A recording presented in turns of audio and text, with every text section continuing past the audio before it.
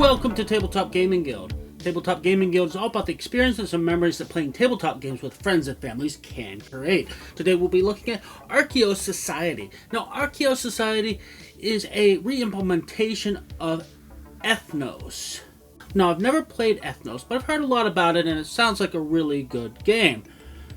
This game takes some of the core mechanics and puts a new theme on it, much more attractive looking artwork, and less aggressive gameplay. Before you begin a game, you're going to pick 6 of these characters to be in the game and shuffle those to form your deck. We're also going to get 3 of these monkey cards in the deck as well. Each character is going to have its own unique function, and then the monkeys basically signal the end of the game. Once you've drawn all 3 monkeys, the game ends immediately. So you never know exactly when the game is going to end. The rules of the game are pretty simple. You're going to have a small hand of cards, and then there's going to be a shared display. On your turn, you can either take a card or play a set. If you take a card, you can either take from the display or take from a face down card. If you play a set, you have to play either cards matching on the same color or the same symbol. And the card you have on top is going to be which one determines the color you're moving and the ability of the card. Playing sets allows you to move up on the various tracks. You can only move up 1 space on 1 track per turn.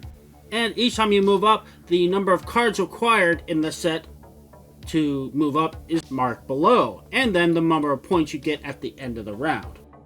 However, you can always play more cards than required because the larger your set, the more points it's worth when we do scoring at the end of the round. The other thing to factor in is the ability of the leader you chose. So if this card was on the top, you would get the photographer's ability, which is when you do scoring, that set counts as having an extra card. I don't want to go through all 12 leaders in the game. Just know that they're all pretty self-explanatory, and each one is clarified on the back page of the rulebook. But also be aware, some of them unlock little mini games, like the linguist unlocks this sideboard that you can play with. So this is only available if the linguist is in your game. When you play the linguist, the size of the set determines how far you move up on this track. If you move past certain points, you get to move up a free space on a different track.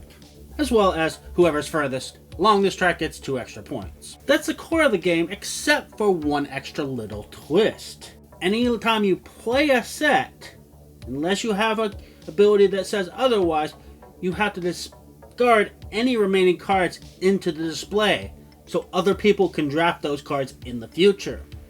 You might be helping yourself by playing a strong set, but if you're discarding some valuable cards, you might help other people more.